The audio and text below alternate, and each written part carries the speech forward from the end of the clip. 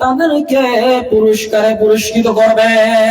ও আমার সম্মানিত মা বোনেরা, আল্লাহ তাআলার নবী রাহমাতুল লিল আলামিন বলেন, এই দুনিয়ার জমিনে যে নারীর মধ্যে 4টি গুণ থাকবে, রাহমাতুল লিল আলামিন বলে সে নারী হবে জান্নাতি। জোরে বলুন সুবহানাল্লাহ। 4টা গুণ, 4টা আমল যে আমার সম্মানিত মা বোনেরা করবে, মহান আল্লাহ তাআলা সেই নারীদেরকে জান্নাতের মেহমান বানায় দিবেন। ও আমার সম্মানিত মা বোনেরা, কি 4টি আমল?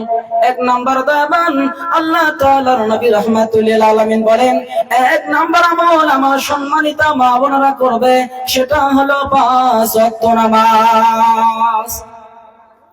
2 নম্বরে রাহমাতুল লিল আলামিন বলেন, রমজান মাসে রোজা রাখা লাগবে। রাহমাতুল লিল আলামিন নবী বলেন, 3 নম্বর হলো পর্দা, লজ্জাস্থানের হেফাজত করা।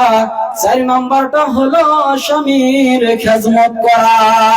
এই 4টা আমল যে নারী করবে, সেই নারীকে আল্লাহ রাব্বুল আলামিন জান্নাতুল ফিরদাউসের মেহমান বানায়া দিবেন।